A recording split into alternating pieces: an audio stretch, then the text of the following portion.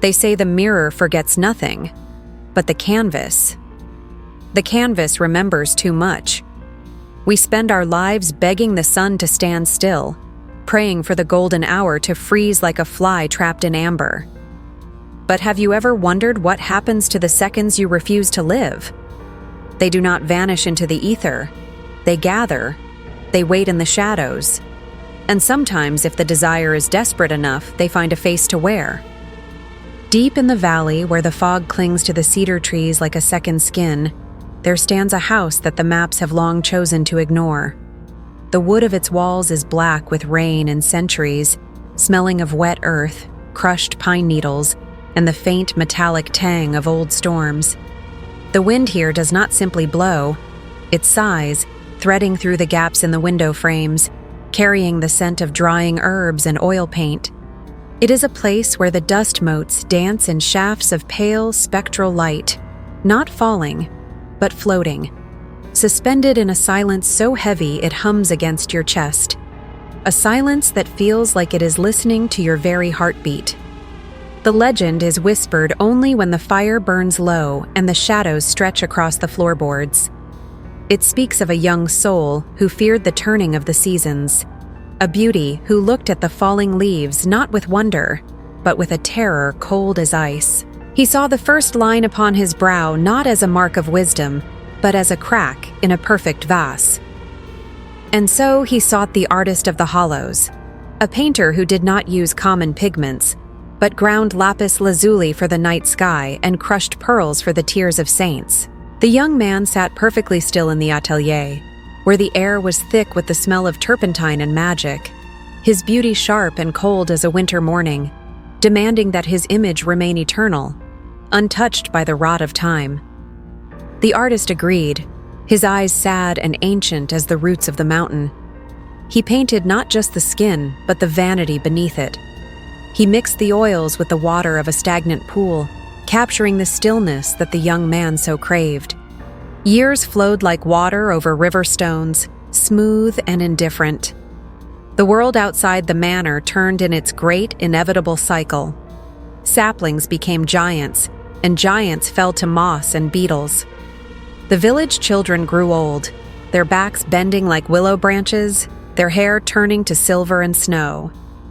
Yet the young man walked through the decades unchanged. His skin remained smooth as porcelain, his eyes bright as new coins, his laughter ringing through the halls like a silver bell that never cracks. He danced at weddings and stood dry-eyed at funerals, a statue of flesh moving through a world of decay. He thought he had cheated the great law of the earth. He thought he had won. But he had forgotten that nature abhors a vacuum, and time is a debt that cannot be canceled, only delayed. Up in the attic, locked behind a heavy door of oak and iron, where the light dared not enter, the portrait began to breathe. It was no longer just paint and linen stretched over wood. It had become a reservoir. Every wrinkle denied, every sorrow unwept, every lesson rejected by the man downstairs was absorbed by the face on the canvas. The portrait was drinking the toxicity of a life without consequence. While the man feasted on eternal youth, the painted figure starved on the reality of existence. In the silence of the dark room, the oil paint began to shift. The skin on the canvas grew coarse as bark.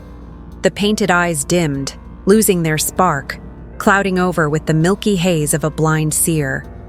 The lips, once curved in a smile of arrogance, twisted into a grimace of profound, silent agony.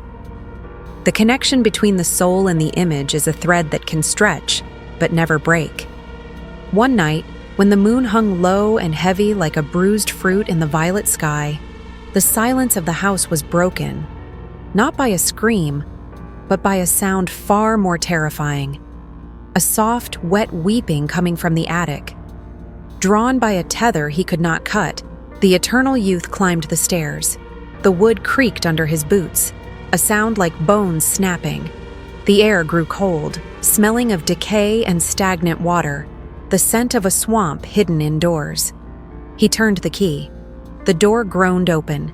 He pulled the velvet cloth from the frame, his hands trembling for the first time in a century. He did not see a monster in the traditional sense.